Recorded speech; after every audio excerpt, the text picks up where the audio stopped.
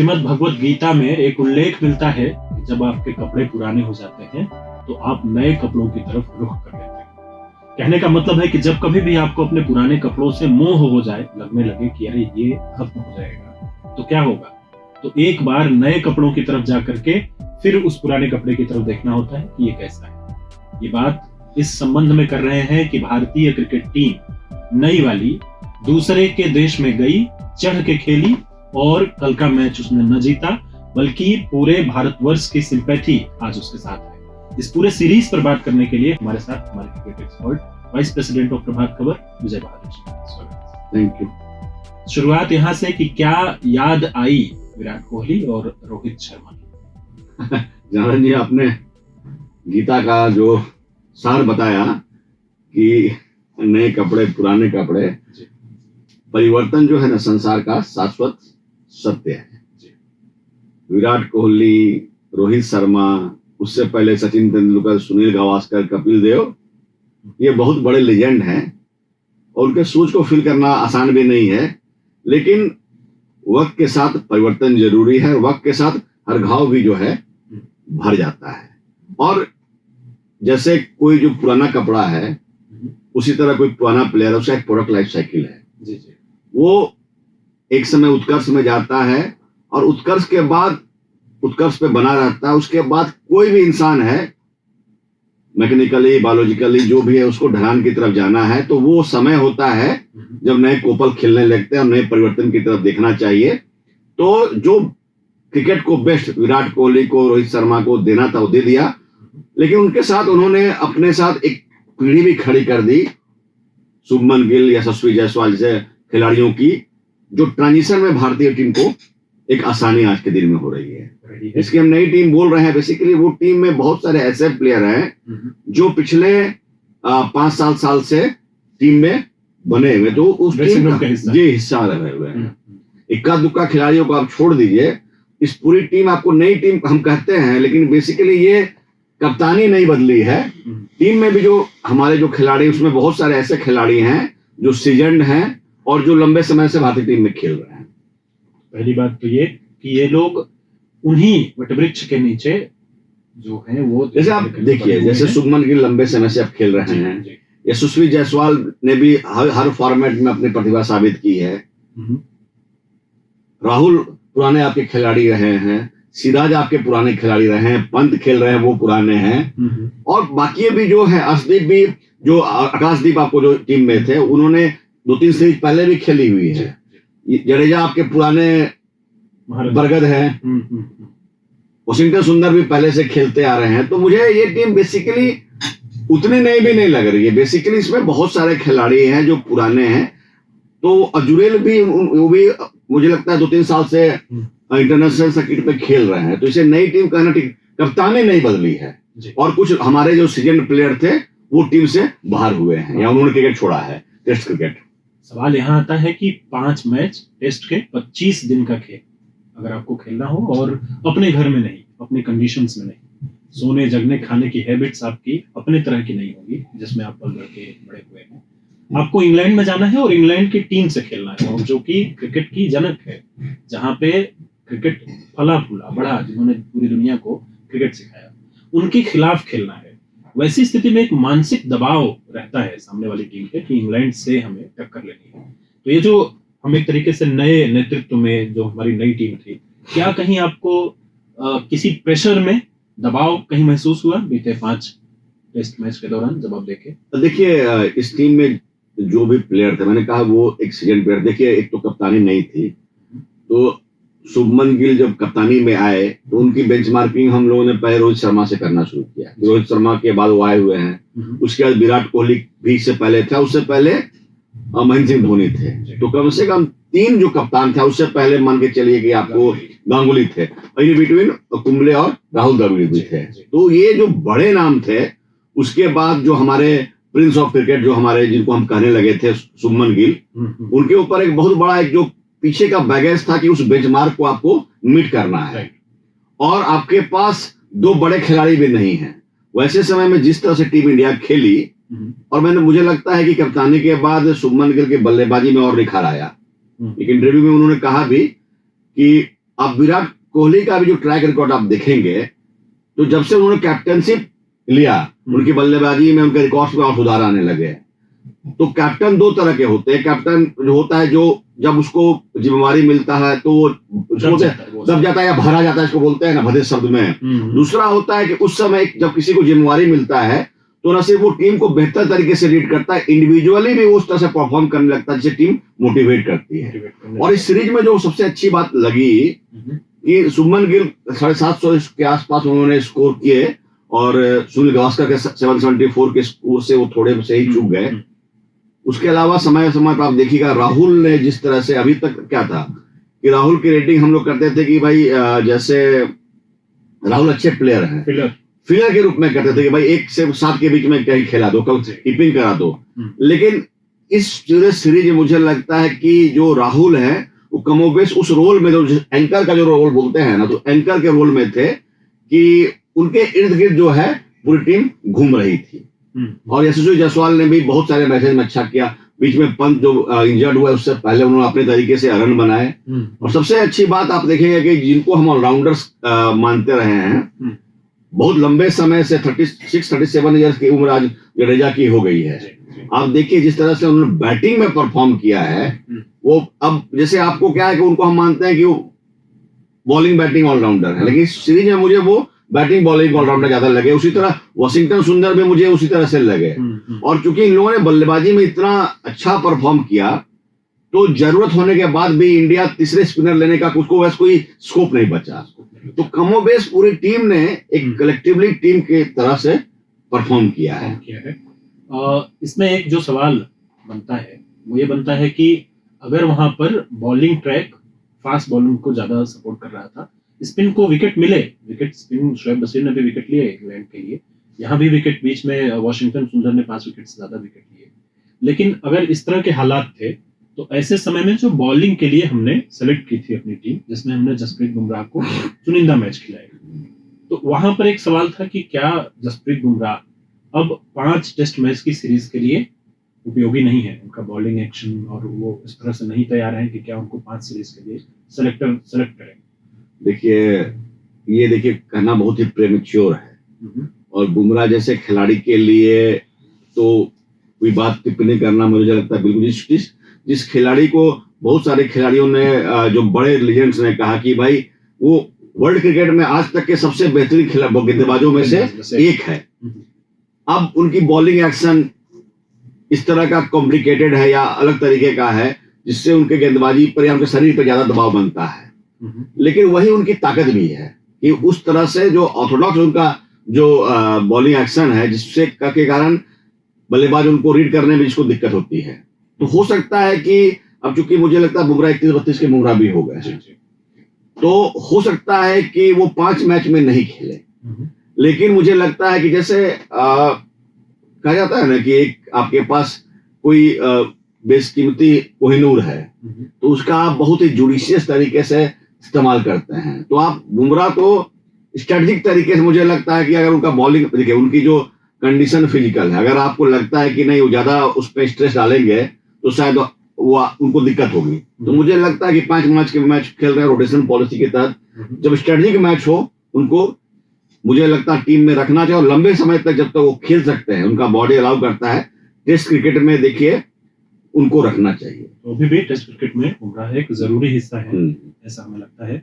एक बार बात आते हैं ये करने की कि जब कल सिराज की परफॉर्मेंस देखने के बाद सोशल मीडिया पर बहुत सारे लोगों ने ये लिखा कि बहुत जमाने तक मैं मोहम्मद सिराज को एक कमतर बॉलर मानता था। मैं मानता था कि ये इतने अच्छे बॉलर नहीं है जितने कि जसप्रीत बुमराह, क्योंकि वो आसपास ही गेंदबाजी करते दोनों लोगों को। लेकिन पहली बार कल लोगों ने ये महसूस किया कि नहीं, ऐसा नहीं है, जसप्रीत बुमराह का लेवल बहुत ऊपर है, लेकिन जो सिराज का लेवल है वह भी मैच जीता हुआ है, वह भी आगे बढ़ करके टीम का नेतृत्व कर सकते हैं अपने बॉलिंग पेस की।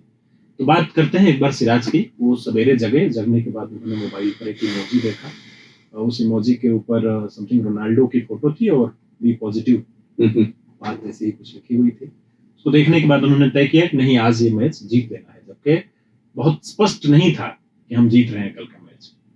और फिर उन्होंने गेंदबाजी की और हम मैच जीते। आखिरी विकेट भी उन्हीं के खाते में आया।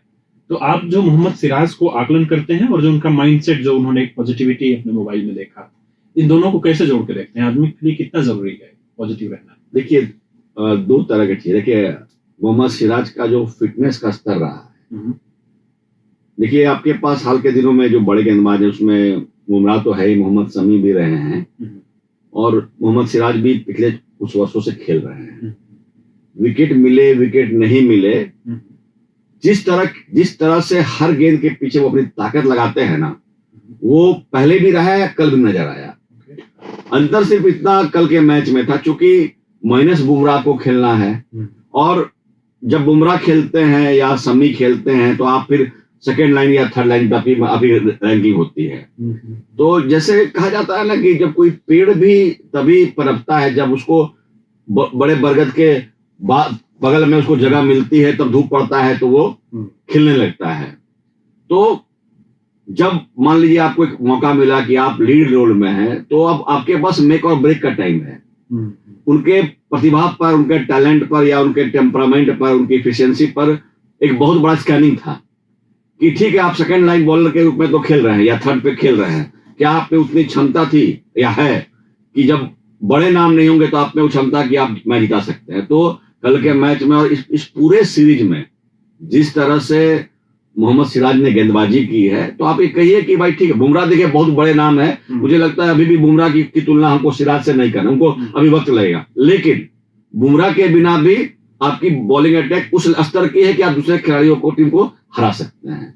तो इस मैच में या इस पूरे सीरीज में ये बात प्रूफ हो गई है। वो जो मोबाइल वाली बात है उस पर एक बार जानना चाहूंगा कि क्या कुछ फर्क पड़ता है जिंदगी में अगर सामने आपको कहीं पे, हालांकि आप जानते हैं क्या करने से क्या होगा, लेकिन एट अ टाइम अगर आप कुछ किसी संघर्ष वाली जगह में जाने वाले हैं, आपको पता है कि आज का मैच क्या होगा नहीं होगा नहीं पता, लेकिन उसी समय पर आपको कहीं से कुछ पॉजिटिविटी आती है, वो असर करती है आपके ओवरऑल परफॉर्मेंस में? बिल्कुल करता है, कनेक्शन है दोनों के बीच, बिल्कुल होता है। आप देखिए कि जो बड़े युद्ध होते हैं, मान लीजिए जो वॉरियर लड़ाई हम लोग देखते रहे या होते हैं, अभी भी देखिएगा कि अब जयकारे लगाए जाते हैं, हुंकार लगाया जाता है। क्यों लगाया जाता है? क्योंकि देखिए, शरीर बाद में आता है, सबसे पहले आपका मानस आता है।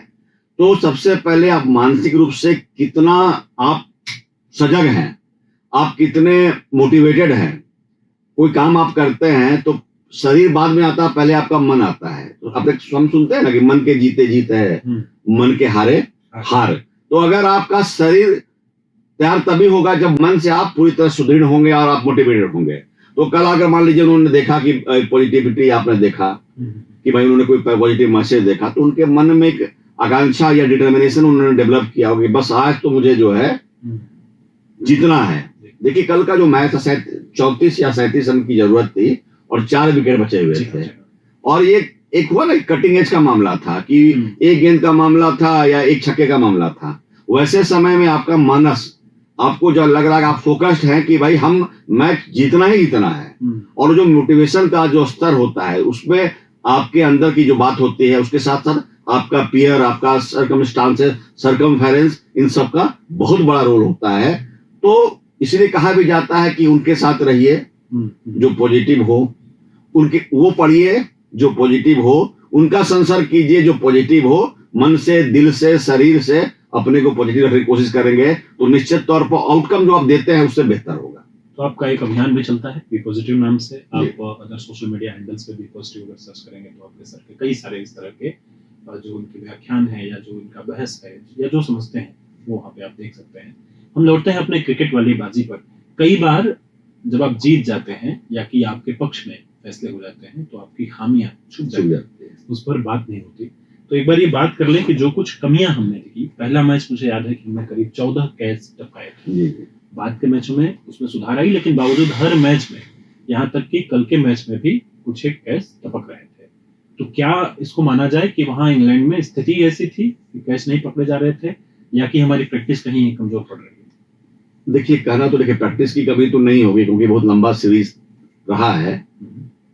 एक तो मुझे लगता है कि कहीं न कहीं जिस स्तर पर, और मैंने देखा कल के मैच में जो ये लास्ट मैच हुआ तो मैंने देखा इंग्लैंड में भी बहुत सारे कैचेस छोड़े, तो वो तो उसी इन्वायरमेंट में लगातार खेलते रहे हैं। ओवर मैच हो रहे हैं, ऐसा है? ओवर नहीं, मुझे लगता है कि एक तो इंग्लैंड में कैच पकड़ना इसलिए भी डिफिकल्ट है क्योंकि वहाँ ठंड का मौसम रहता है। तो आइडियली भी आप अगर देखेंगे ना कि ठंड के मौसम में फील्डिंग करना एक गेंद लगती है और डिफिकल्ट होता है।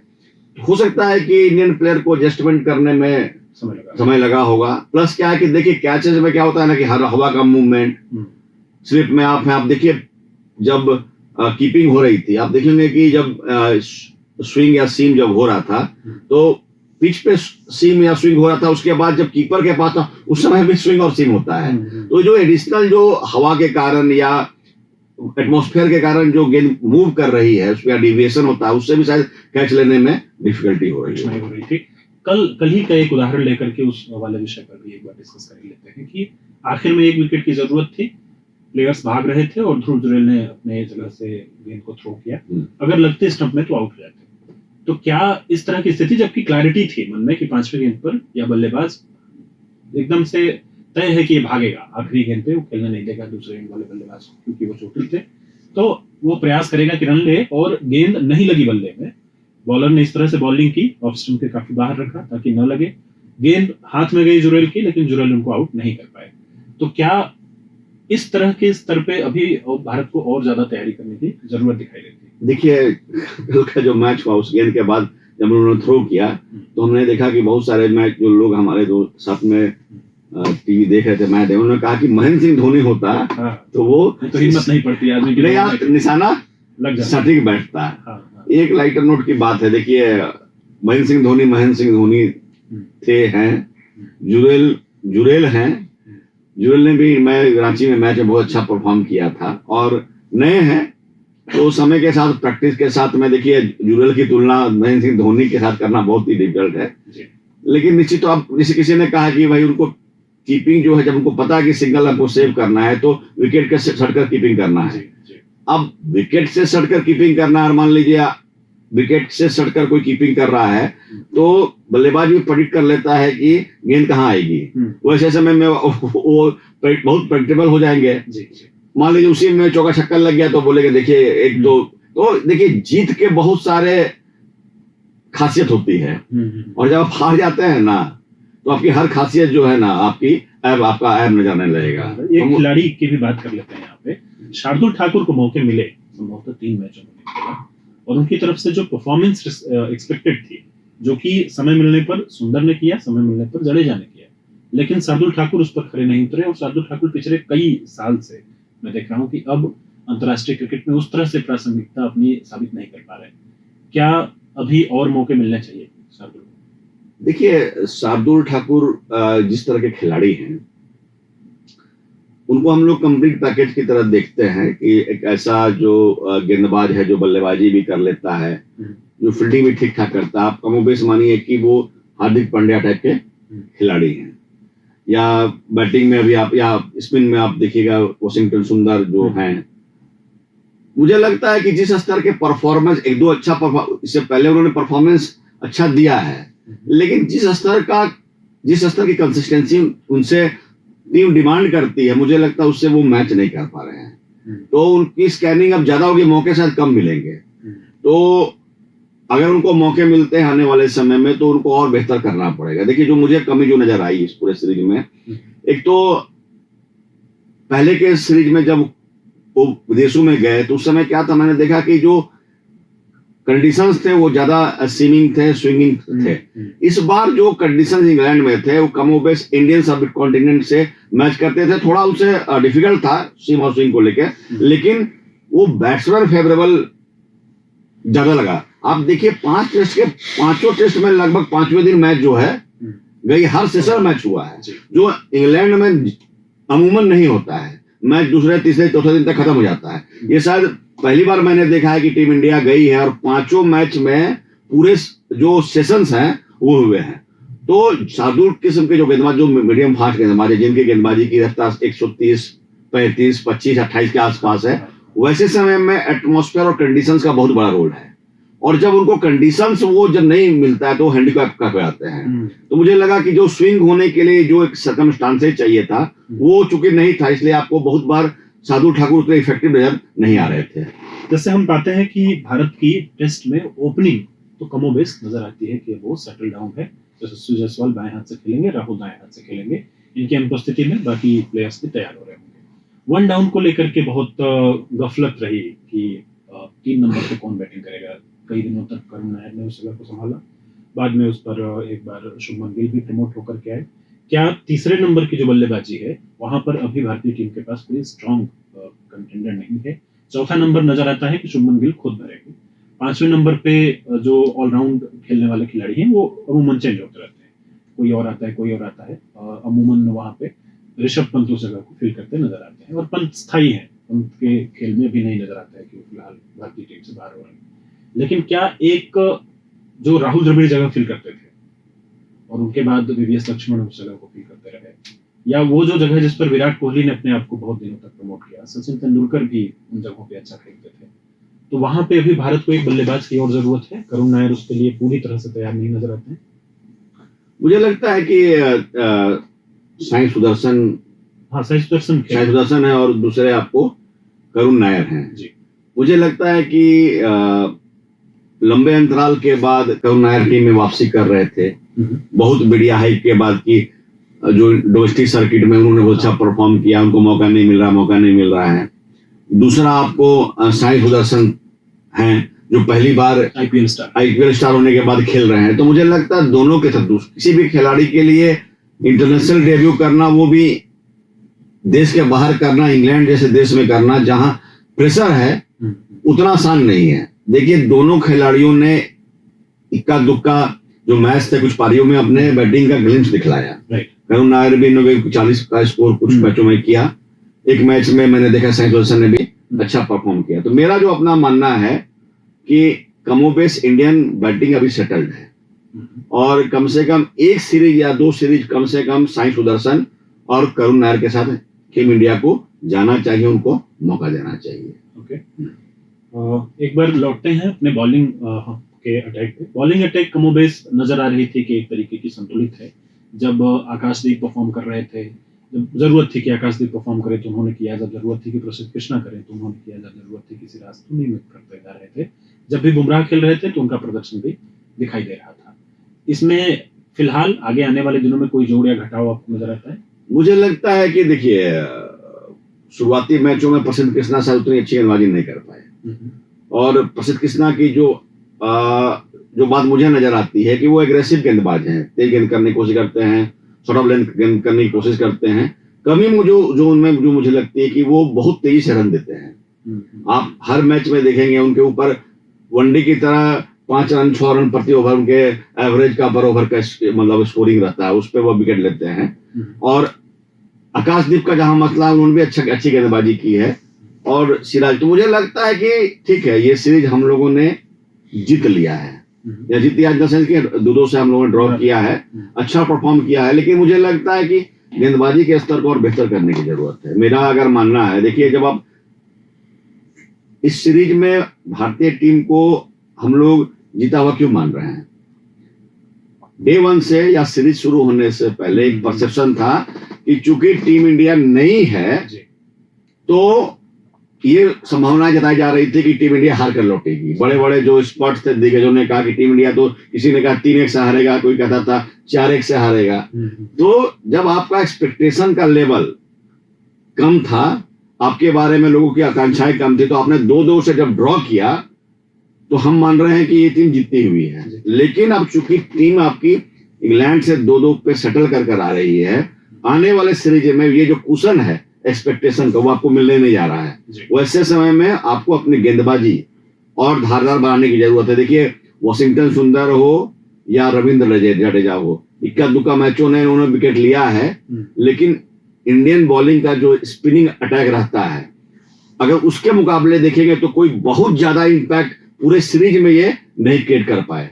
और जहां तक फास्ट बॉलिंग का मसला है, सिराज निश्चित तौर पर हर मैच में अच्छा करते रहे, बुमराह ने भी बीच के मैचों में अच्छा किया, आकाशदीप ने भी ठीक किया, लेकिन मुझे लगता है कि अब इससे बेहतर करने की जरूरत है। और बैकअप में टीम इंडिया को देखिए अभी 3 लोग की तिकड़ी है। अर्शदीप को हम लोग टेस्ट नहीं कर पाए क्योंकि वो घायल भी हो गए, मौका बेंच में बैठे रहे। तो कम से कम 3 गेंदबाज ये हो गए, बुमराह आएंगे और कम से कम 2 खिलाड़ियों का आपका और पूल होना चाहिए, मतलब कम से कम 3 फास्ट गेंदबाज खेले और उसी स्तर के कम से कम 3 गेंदबाज आपके पास बेंच में होने चाहिए, ताकि आप उनको रिफिल कर सके, उनको रोस्टर में खिला सके, ताकि क्योंकि फास्ट बॉलिंग खासकर इंजरी पोन ज्यादा होते हैं। तो वैसे समय में आपके पास कम से कम 6-7 गेंदबाजों का एक पूल होना चाहिए। एक बार इंग्लैंड की क्रिकेट की टीम की तरफ चलते हैं। पूरे 5 मैच के दरमियान यह लगा ही नहीं कि इंग्लैंड के जो खिलाड़ी हैं वो रुक करके टिक करके लंबे समय तक खेलने के उद्देश्य से आ रहे हैं। उन्होंने रन बनाया, 600 रन बनाया एक आध पारी में, लेकिन उस पारी में भी कोई बल्लेबाज रुक करके 400-500 गेंदें लोग खेलते हैं टेस्ट में, 2-2 दिन बल्लेबाज खेलते हैं। तो मुझे लगता है कि वो वाली बात इंग्लैंड ने शो नहीं की। उन्होंने पूरा अपना तरीका बदल लिया है, और यह तरीका क्या उनको भारी पड़ रहा है।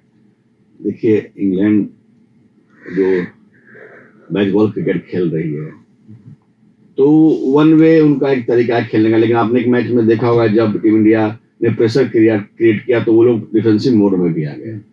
तो आप जब तक जीतते रहते हैं तो आपको लगता है कि हमारे सक्सेस का तरीका वही है, और इस सीरीज में जब 2-2 की बराबरी हो गई और आने वाले सीरीज में अगर मान लीजिए वो जीतते रहते हैं, होम कंडीशन में तो निश्चित तौर पर कोई भी टीम है मजबूत है, बाहर के कंट्री में जाकर अगर आप जीत रहे हैं तब तो ठीक है, और जिस दिन ऐसा होगा कि आप हारने लगेंगे तो आपको अपने जो भी एक जो थ्योरी आपने क्रिएट किया है उस पर आपको रिव्यू करना पड़ेगा, क्योंकि ओपनिंग करने आते हैं बेन डकेट, और अमूमन वो अगर उन्होंने 40 गेंद खेली है तो 60 रन बना चुके हैं, अगर उन्होंने 80 गेंद खेली है तो 100 रन बना चुके हैं।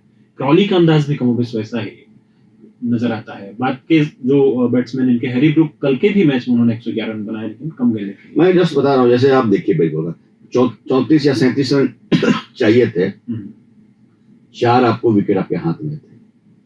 अगर आप चाहते तो थोड़ा ठहर कर संयम से कम देखिए, आप एग्रेसिव क्रिकेट खेलिए, लेकिन आपके दिमाग पर आपका कंट्रोल, आपके दिमाग पर जो है ना कंट्रोल भी बहुत जरूरी है, क्योंकि हर समय एग्रेशन कभी कभी आपको नुकसान भी करता है।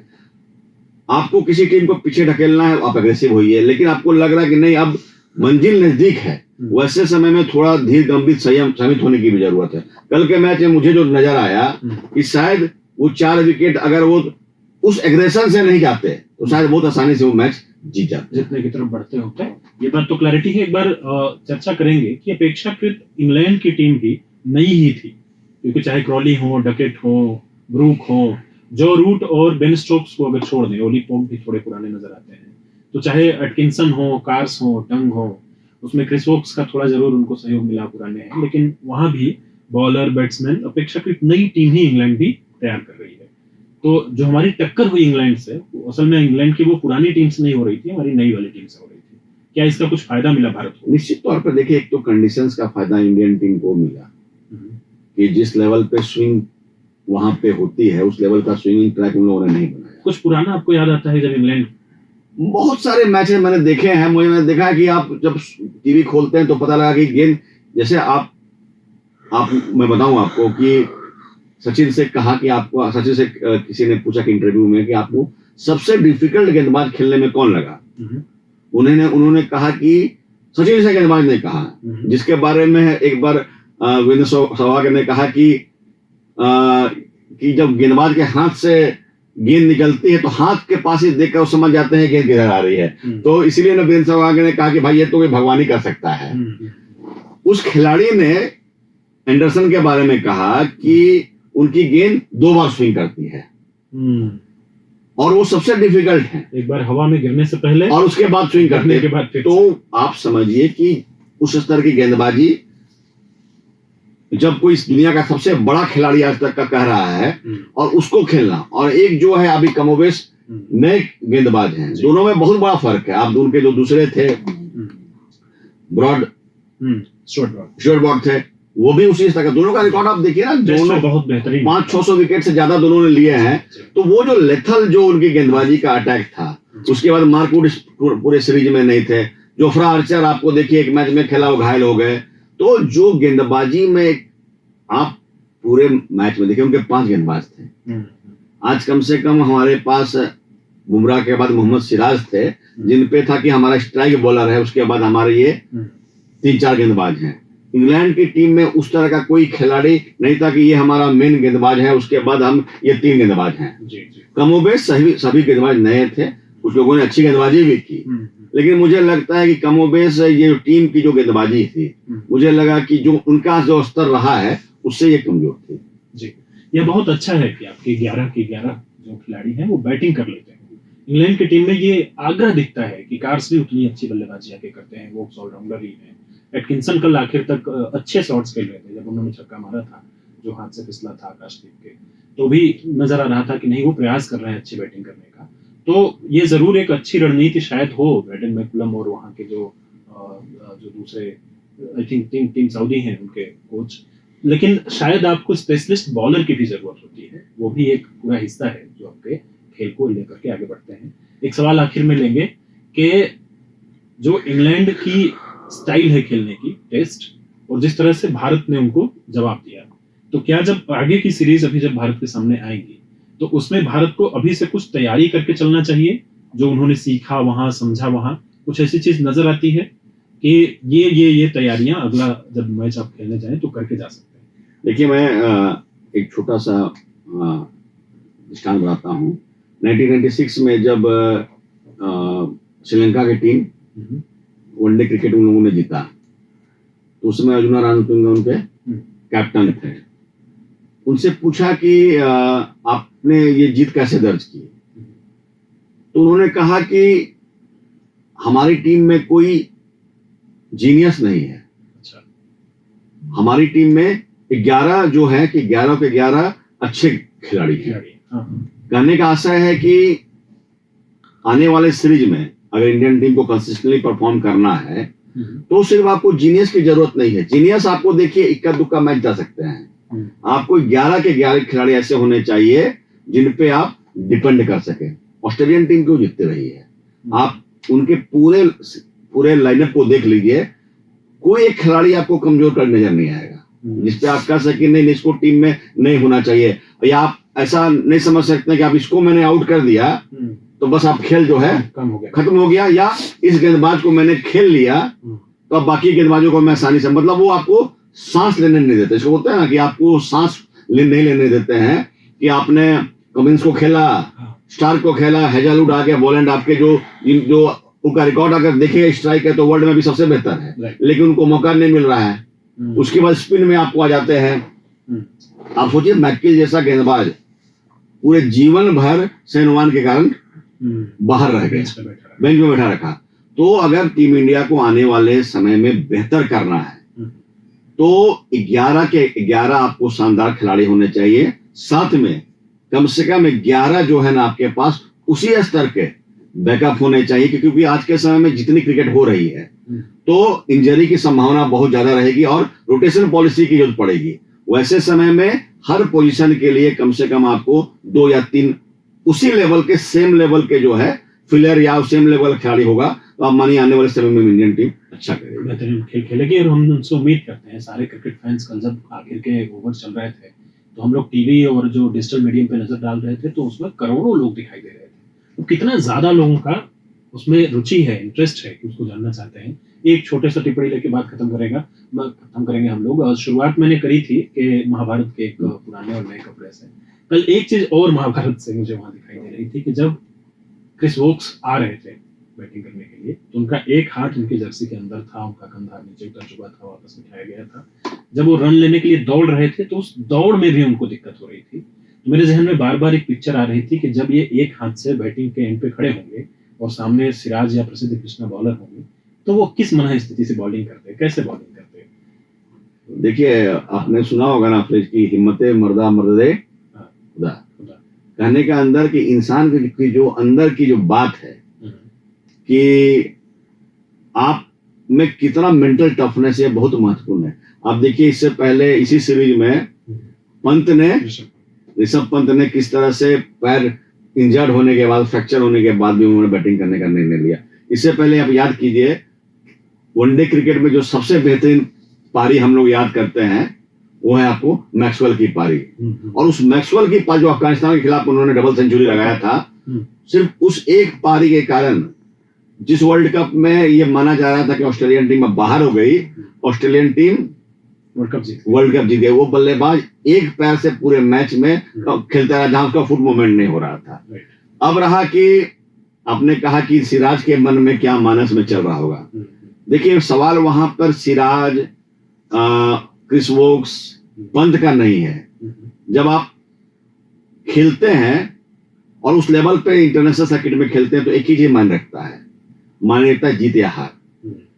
अगर क्रिस वोक्स जो है वो बल्लेबाजी के लिए आ रहे हैं तो वो अपनी टीम को जिताने के लिए आ रहे हैं, तो वैसे समय में आपके मन में अगर ये विचार है कि मैं कैसे गेंदबाजी करूं, वो चलेगा नहीं। अल्टीमेटली अगर वो उतर गए हैं तो आपका ध्येय होना चाहिए कि भैया इसको आउट करना है, क्योंकि इस खिलाड़ी के रहने से हमारी हार हो सकती है। तो वैसे समय में इसको कहते हैं मर्सिलेस, और वो मर्सिलेस की जरूरत है। उस समय कोई खिलाड़ी आइडेंटिटी नहीं, मतलब वो देश और जब खेल होता है उसमें जीत हार मायने रखता है। तो जीत और हार को ध्यान में रख करके की गई तैयारी ही सबसे बेहतरीन। आप मानिए कि मान लीजिए क्रिस वोक्स खेल गए होते या मान लीजिए आउट, तो यही सीरीज जो 2-2 की बराबरी पर है तो 3-1 पे चला गया होता। वैसे समय कहता है कि हम लोग कहते हैं कि टीम इंडिया 3-1 से हार गई और टीम इंग्लैंड जो है ये सीरीज 3-1 से जीत गई। तो सही बात है ये कि जीत और हार ही आखिर में रह जाते हैं। आप अपनी तैयारियों में जरूर इस बात का ख्याल रखें कि जीतने की तरफ जाना है, जो कल सिराज ने सवेरे अपना इमोजी देख करके तय किया था कि मुझे जीत की तरफ बढ़ना है। तो उसी पॉजिटिव एंड पे हम इस वीडियो को समाप्त करते हैं। अगर आप प्रभात खबर पे आ रहे हैं तो प्रभात खबर की एक्सप्रेस के बारे में जरूर पता करिए कि वो आपके विधानसभा तक पहुंच गई है कि नहीं पहुंची है। पहुंचेगी तो कब पहुंचेगी, क्योंकि आप सीधे प्रभात खबर से जुड़ के अपनी राय उसमें कर सकते हैं। बहुत बहुत शुक्रिया। प्रभातखबर.com, विश्वास वही, रफ्तार नहीं।